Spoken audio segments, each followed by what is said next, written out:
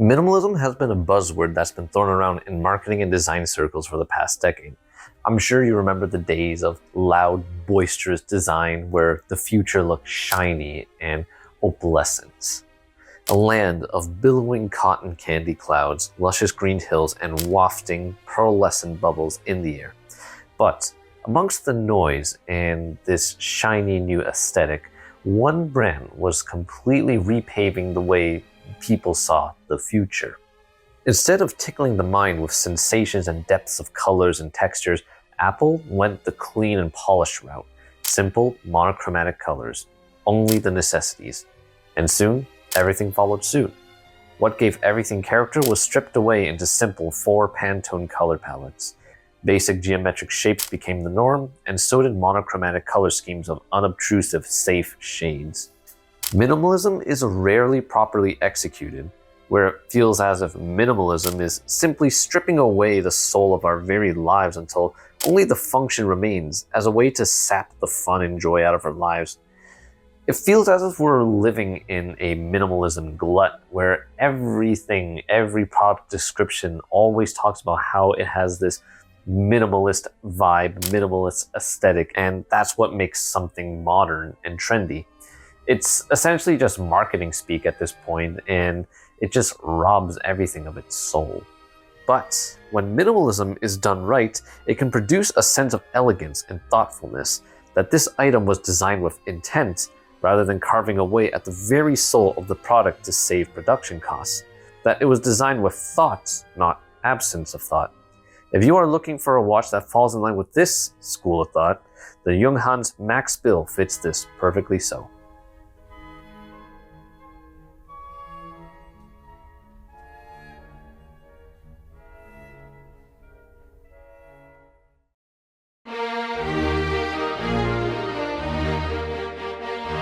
The year is 1919. Following the shadow of the First World War, Sergeant Major Walter Gropius would return from his service for the Imperial German Army to continue his studies and practice in architecture, following the footsteps of his father and great-uncle. He was given an opportunity that same year to take over an art school in Weimar, which he would completely revamp into the Staatliches Bauhaus, German for building house. What made the school so radical and so different was that it was not just a school of fine arts, nor one to just create architects like him. It sought to combine fine arts and applied arts. You weren't just drawing nude figures and objects, you were required to do bookbinding and pottery and carpentry and many other crafts. You went back to the basics, relearning basic shapes. These workshops were to develop prototypes of products suitable for mass production, training students to be workers for craft and industry, putting an equal command on technology and form. The core belief of Bauhaus was that in order to design something to function properly, one must study its nature and it must fulfill its function in a practical way. What we are left with is that form follows function. When focusing an object down to its very use and purpose, its shape will start to take form. In the words of the last director of the Bauhaus School of Design, less is more. In an era with rising nationalism and a strong sense of tradition with nostalgia, Bauhaus was completely radical in separating itself from the path that the Weimar Republic was heading down. A path that would eventually force the Bauhaus School of Design to shutter its doors in 1933 for being too communist, too degenerate. What they claimed was foreign Jewish influences of cosmopolitan modernism, the very antithesis of the rising political power in Germany. Though the school was short-lived, its influence lives on today in our very lives with the very things that we use and the buildings we see in most metropolitan areas. In the context of watches, Max Bill, a Swiss architect, painter, artist, and designer, is considered to be the most influential figure on Swiss graphic design. His industrial works were focused by clarity and precise proportions. For instance, his Ulmer stool, which you can still find today and can be used for a variety of purposes. Despite being first produced in 1953, it does not look out of place in the contemporary home. He would design a kitchen clock for Junghans, a longtime client of his, which would lay the foundation for the adorable little wristwatch loved by enthusiasts and casual observers alike.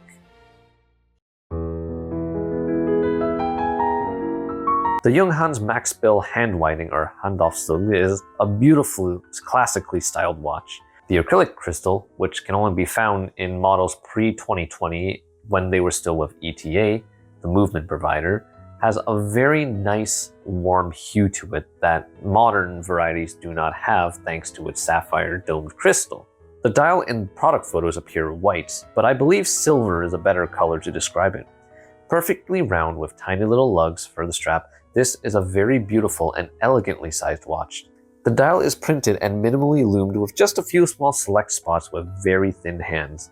The hour and minute markers are just as equally thin with Arabic numerals at every hour mark, marking both the hour and the minutes. The watch measures just 34mm in diameter with a 37mm lug-to-lug, a perfectly classically sized watch on a fluffy and lovely fragrance tan leather strap, but there's a black strap and a mesh bracelet option as well.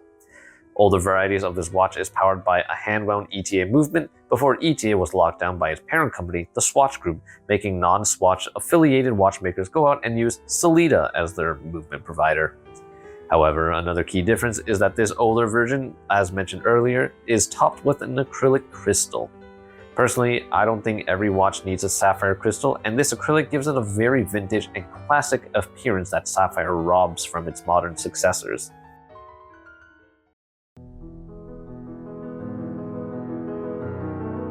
Junghans actually offers a no numerals dial, which is the exact same thing, exact same specs, except the dial just has no numbers. Instead, it has these hour markers which are extremely long and thin. Now this design choice was done so it would be easier to tell which marker the hands were pointing to, as opposed to having to take a moment to look closer if the hands are a bit short from the marker.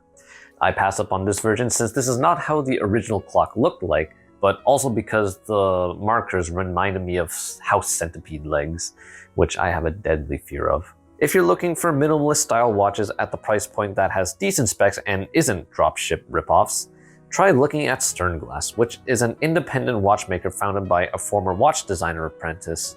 Though at 38mm, they offer ladies' sizes, which are more akin to the Handaufzug sizing. Handaufzug? I have no idea how you spell that. And its respectable lug-to-lug of 42mm makes even the 38mm wear well. However, the smaller sizing is only on the quartz versions, and the automatic version is in the larger 40mm case size if you are thinking of something more mechanical in nature. Another quartz minimalist style watch you may consider is the Junkers with a similar battery powered function and sizing, which, like the previous watch, is only in a 38mm case size and in quartz. If you want something with some serious history, take a look at Mondaine, which has several offerings in a multitude of sizes and colors, but the truest and most original to the iconic Swiss railway clock is in white. They also offer one with what's known as the stop-to-go movement, which mimics the original clock, which essentially features a second hand that clears the entire dial in 58 seconds, freezes, advances the minute hand before continuing on. It is a little bit overpriced considering it's essentially just a fancy quartz movement. However, it still does have a very strong legacy, in my opinion, because if you go back to when the iPhone was first launched, this was actually what Apple used for their clock app, which you can see pictured in the following photos. For some more premium options, you may want to consider Nomos and their Tangente or Sport line. However, be warned, their watches tend to feature very long lugs that make them wear way larger than anticipated. Stowa also has their Antea line, which is very similar in DNA, however, it just does not have the exact same vibes. But it is a little bit more of an obscure brand, so you'll have to import this one from Germany.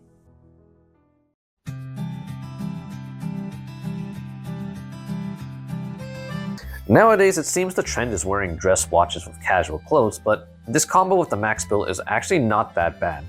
It's not awful when worn with a t-shirt and cargo shorts or hoodies and jeans depending on the season.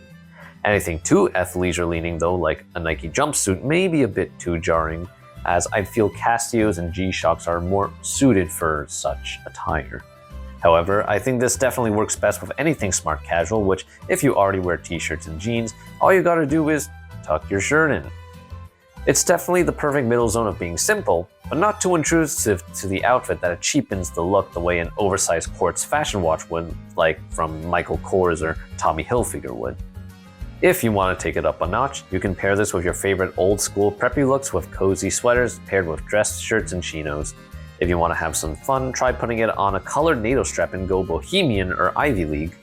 I unfortunately, or fortunately, threw out all of my NATO straps, so I actually cannot show you how this would look like, but you can probably Google image that. Overall, you want to keep this on leathers, and maybe the one metal band passable for this would be a Milanese mesh bracelet, but I leave that up to you. I think that this watch is suited for a very particular taste and lifestyle. If you are a young professional working in an office setting, this watch is definitely something worth considering because it's not too old-fashioned and not too flashy compared to something like a Rolex, and it blends in very well with what most people wear nowadays to the office. If you're in academia and you dress up pretty regularly, this also fits in fairly well if you just throw on some brown leather straps, whether one with a nice little vintage look to it, or on just cow leather or alligator leather. Suits the style very, very well. For anyone with a more active lifestyle or profession, or more inclined to dress in sweats, it may be a bit of a mismatch in styles. Not to mention, with a mere 50 meters of water resistance and an acrylic crystal on older variations, it's not exactly a bulletproof watch like others out there may offer.